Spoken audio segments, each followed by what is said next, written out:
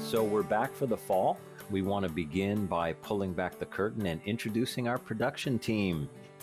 Allison Baumbush is our executive producer. She coordinates everything, keeps us on track. We could not do it without her. Amy Willard, our writer, beautifully and succinctly sums up every episode, writes transitions, captures the essence of what we're covering. And Jeremiah Pravat is our producer who records, edits, provides music, makes it all happen. This is a magical team. Welcome. Thanks. Thank you. Thanks, Dan. How are you all doing during the pandemic? I'll begin with that. I think for me, I'm definitely missing my colleagues and being in the office. Otherwise, I'm a homebody.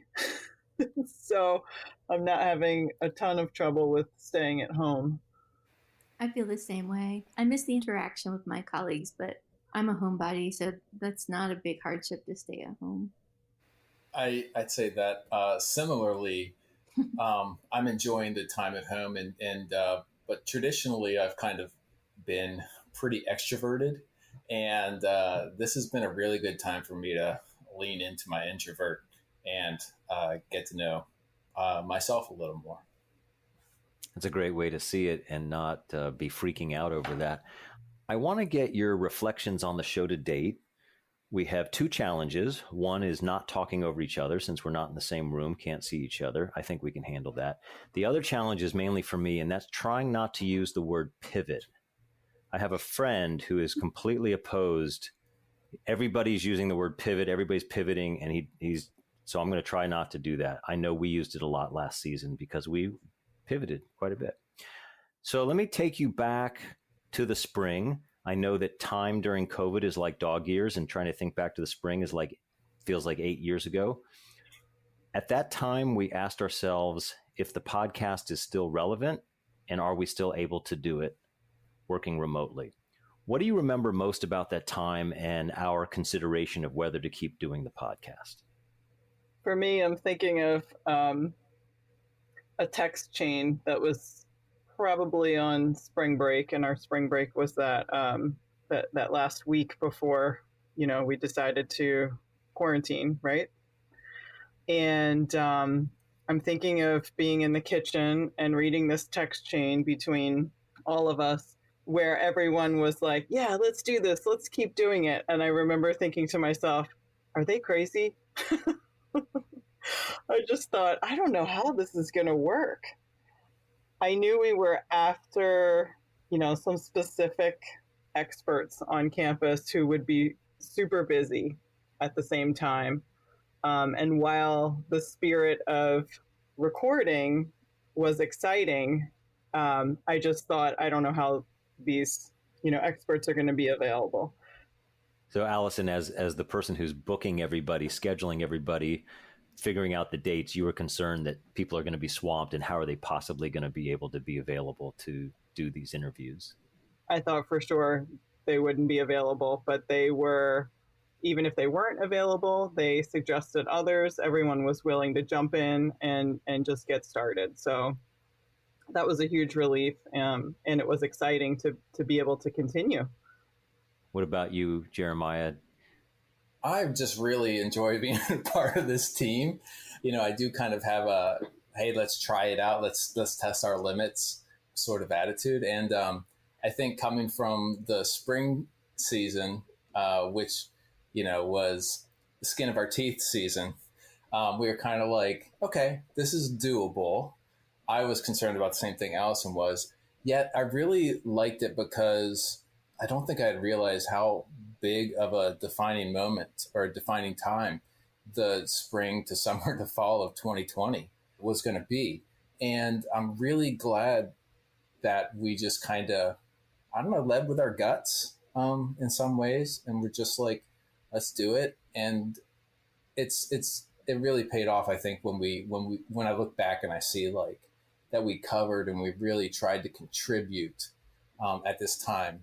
And I think that part of this podcast has kind of always been, how do we help people help others? that altruism and having a platform actually to use our voices was a synergistic time. Well, I remember one of the first things was you got me a headset. You're like, here, you need this. What about you, Amy? I think I had similar concerns. Those first 2 weeks of spring break and staying at home were absolutely insane. I mean, as you know, because you and I worked pretty closely those 2 weeks getting information out the door. And so I think just worried about where to find the time to be able to do the podcast, especially since we were going to be doing it every week. But at the same time, that's always been a concern with the podcast, but because it's something we feel so strongly about, we find the time. And thinking about whether it was appropriate, it was sort of, what is more redefining than this time? So it seemed like we needed to do the podcast. That's what I remember most, is having those conversations around the relevance. And I think we all agreed that it's very relevant now to be talking about redefining. That seemed to make a lot of sense. And absolutely, time was a consideration. So when we made that decision and made the shift, the course correction, the change up, what stands out for you most? I'm going to jump in because it's kind of a similar question, but here's what jumps out for me is once we made that decision, for me, it was yes, exclamation point. This is something to look forward to. I love the team. It's fun. We're going to be able to come together and it's going to feed my curiosity. I'm going to be able to learn, but it was a stressful time and it was something I could look forward to. And we made a commitment to do it every week. Then I really was excited because I knew each week it was something I could look forward to. I think the excitement from listeners as well was very apparent. We were getting contacts saying, oh, you should try this person. Oh, you should interview that person. And just to hear, for me, to hear from our faculty experts sharing that we're not alone in this just was really comforting. So for me, I was hearing the passion and the knowledge of our colleagues. It's definitely inspiring. Every episode that I've done, I take away something. I take away something that, months later I'll think of and say, oh, that's a frame shift for me right now. And I think it really helped me understand what was going on and like this really broad understanding of what was happening in our world. Oh, yeah. I want to piggyback on that. And maybe I'll start with Amy. We had so many great subject matter experts and so many nuggets and pearls of wisdom. What resonated then that you remember or maybe still resonates now? I think I really needed to hear some of those messages. And I think especially, I think it was the first two. It was Sarah and then it was Dr. Phil. Those two messages were really impactful, and I think what I really needed to hear at the time. So Sarah talked about ambiguous loss, and I hadn't had a name for that before, and so that was pretty impactful. And then I think Dr. Phil just talking about the importance of self-care and I guess really just pacing yourself. It was something I needed to hear. Those really were the perfect way to get started. I totally agree with you. I had come across the term ambiguous loss a number of years previously, hearing an interview with the person who coined the phrase, and it resonated at the time because of my experience with disease, and my father-in-law was living with us at the time and had dementia.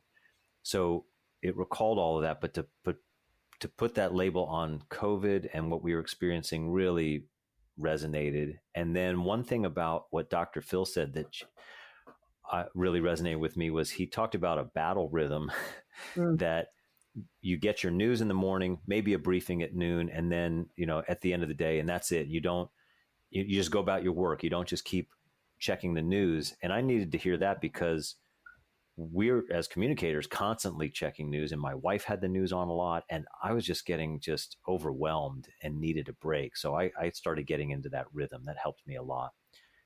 Allison, Jeremiah, you have other things that jumped out?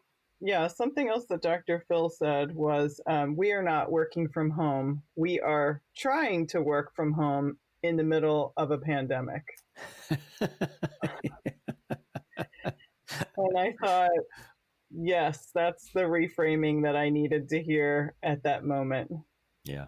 I actually wrote that down and pinned it over my desk because that also was really, really resonated with me.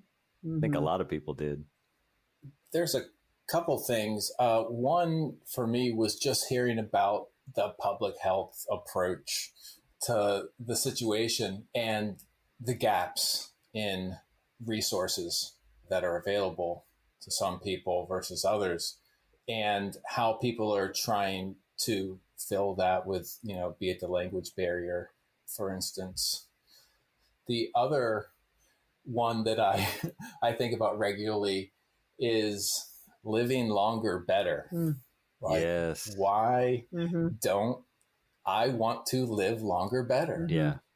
I think of Professor Reed talking about going, like she likes to go on a nice long run. And since then I've started running. Oh, wow. And I see what she means. It's still really tough, but I see what she means. The other thing she said that really resonated with me was when she said that health is really the absence of illness, but wellness is many other things. And we put those in our show notes, and I researched them a little further, these 7 aspects of wellness. And it made me start to think, as part of self-care, am I looking at the balance of the broader spectrum of wellness? That made a big difference for me as well.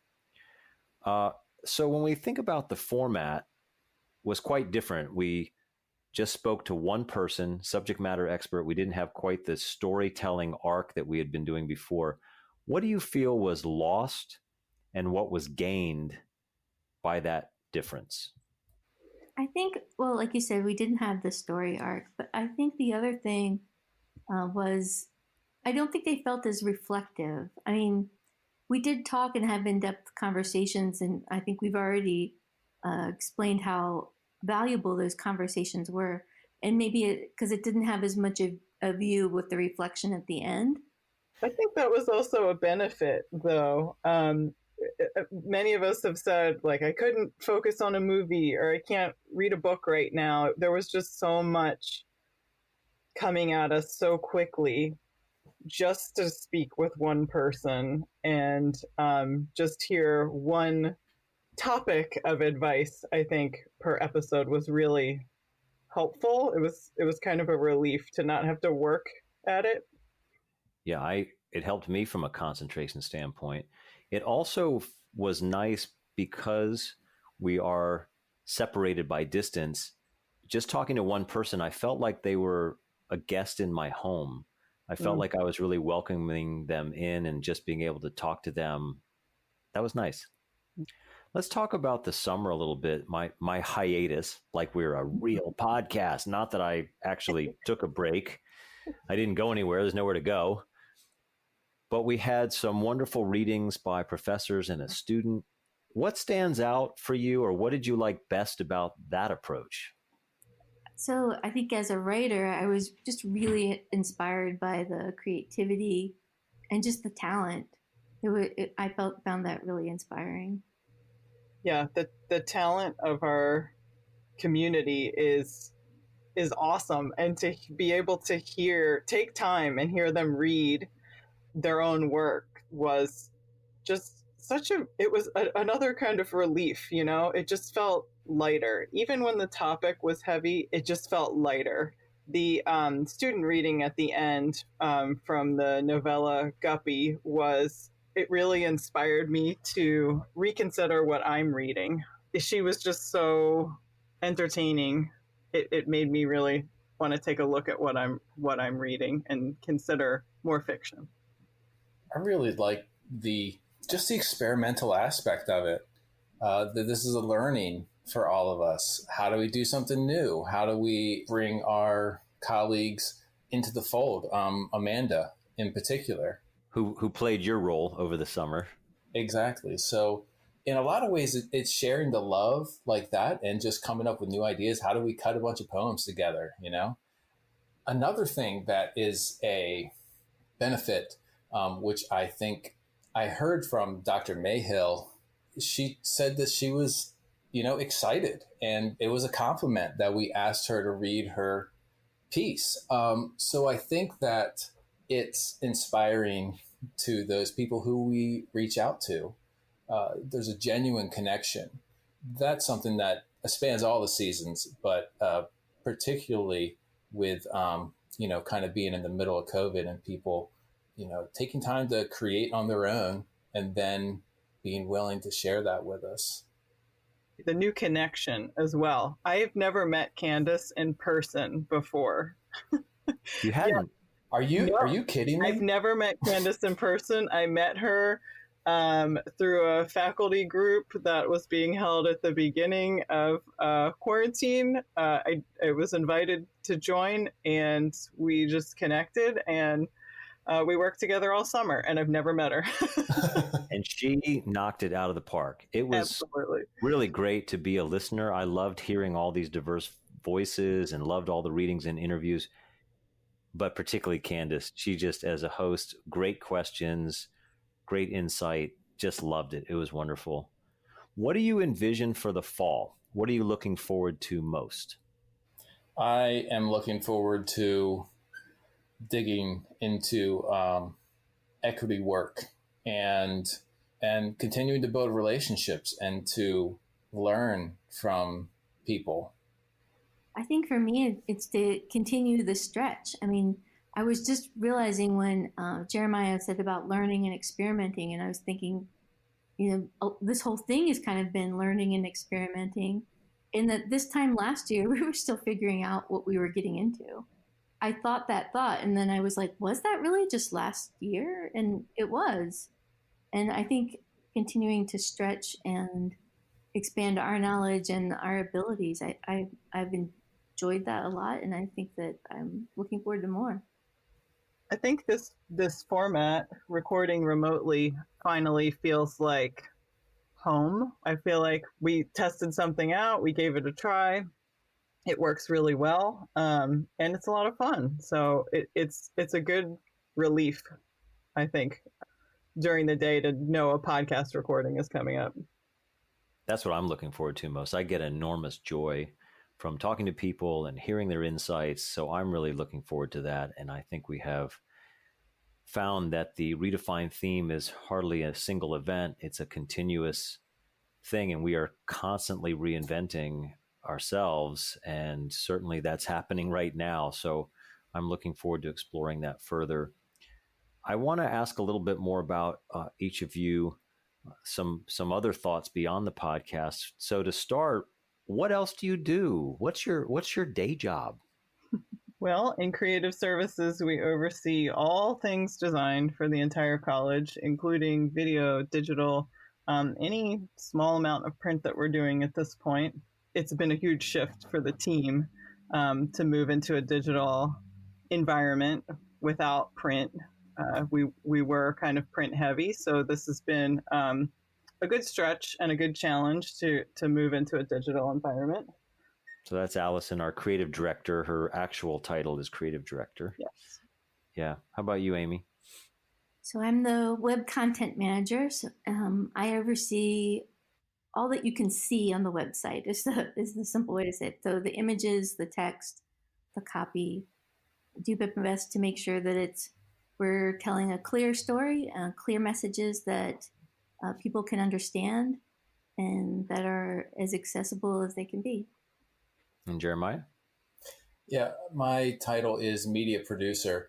And what producers do in like television and film production and even music production, just, kind of take things from the start to the end, gather resources.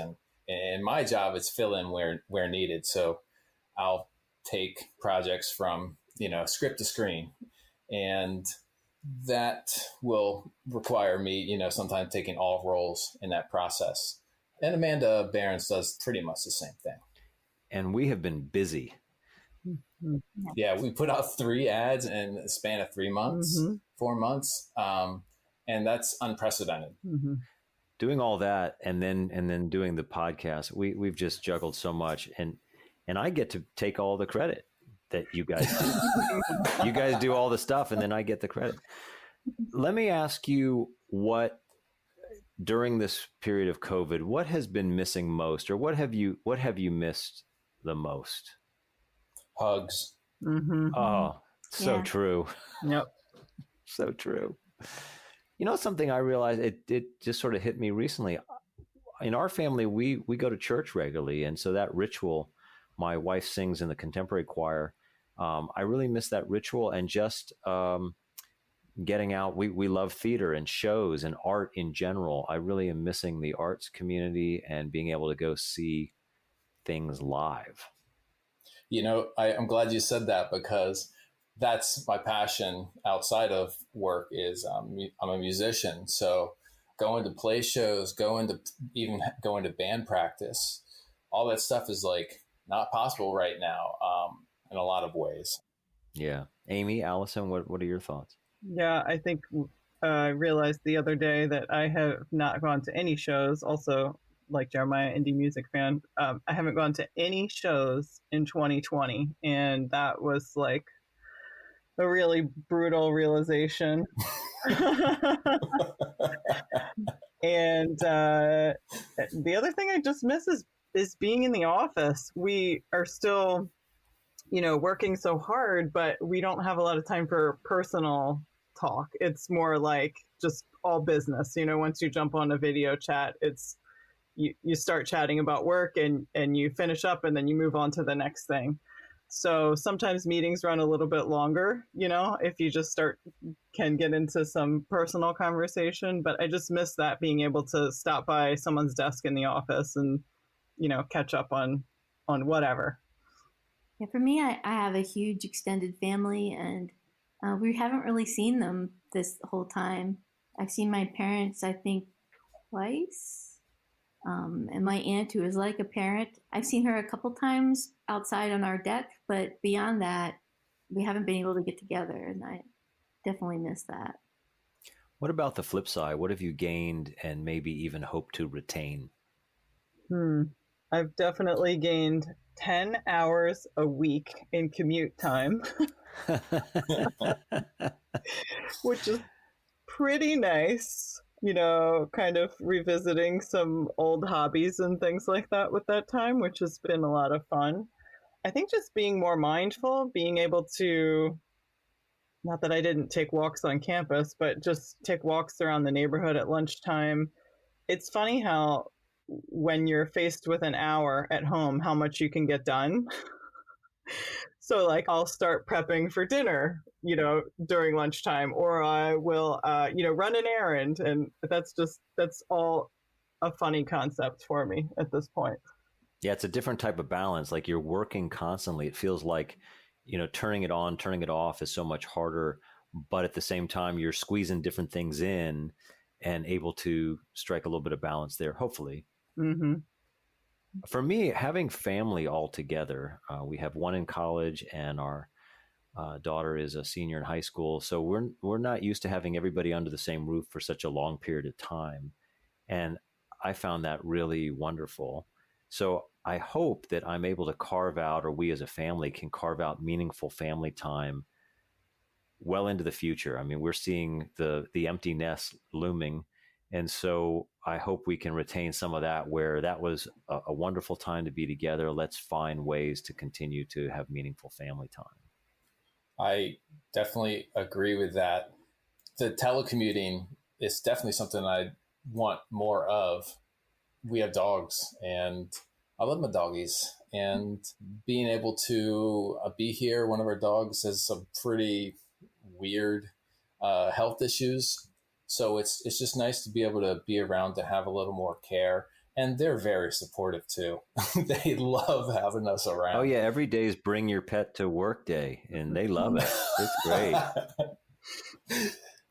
We've referred on the podcast to lightning strike moments, when the outside world forces us to change. Clearly that's happening now.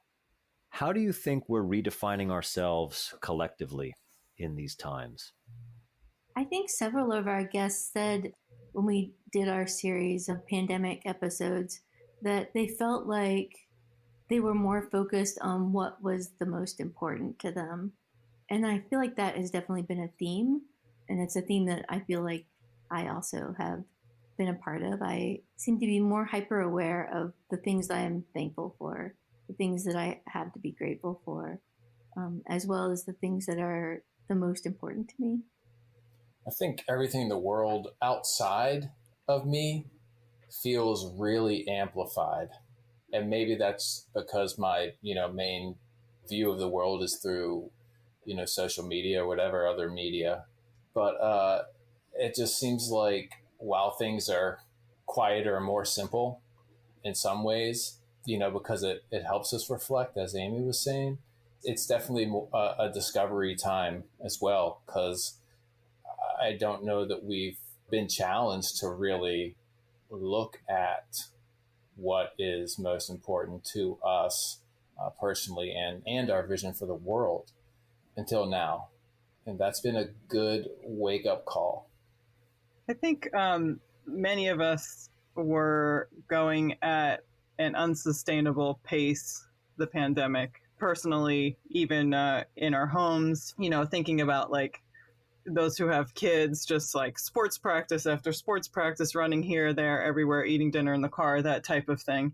And I know for myself, I got up at 5 a.m. every day, and that's when my day started with the commute in there. To reframe, refocus on self-care has been a big shift. And I actually had someone tell me that I look different. And I just thought, why would that be? Oh, lots of rest, giving myself time to rest, giving myself permission to rest, and not just go, go, go and be constantly busy has been really healthy, I think.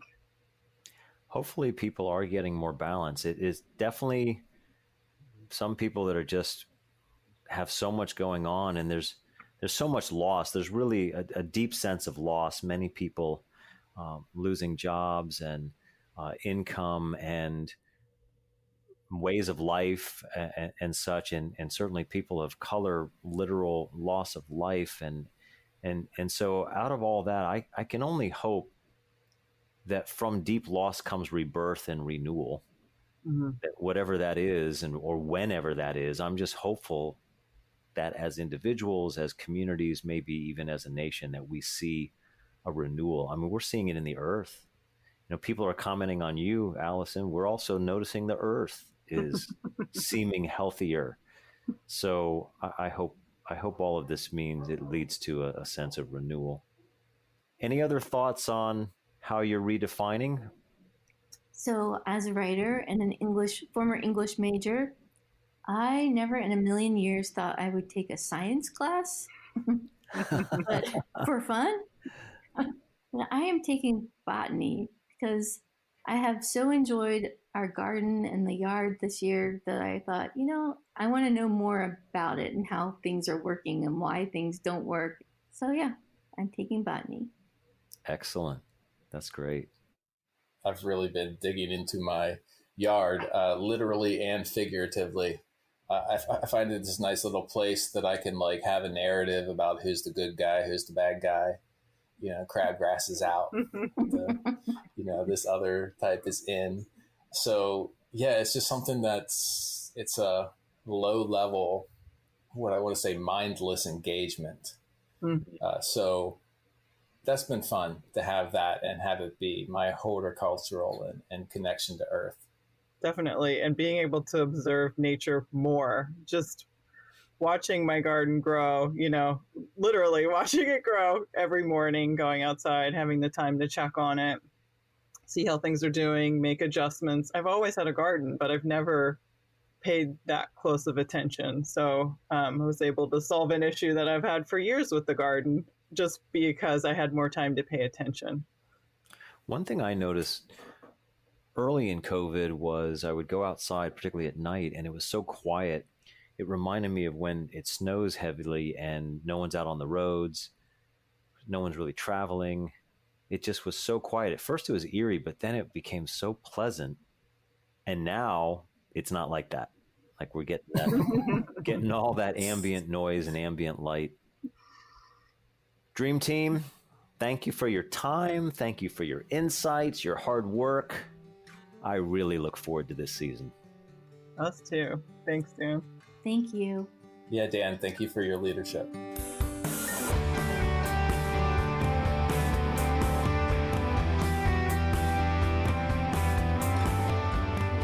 Redefine You is a production of Arundel Community College. Our executive producer is Allison Baumbush, our producer is Jeremiah Pravat, and our writer, Amy Carr Willard. Others who help with this podcast include Amanda Behrens, Angie Hamlet, Ben Pierce, and Alicia Renahan. Find show notes, how to subscribe, and other extras on our website, aacc.edu/podcast. I'm your host and creator of this podcast, Dan Baum. Thanks for listening. That was fun. We should do that more often. Oh, yeah.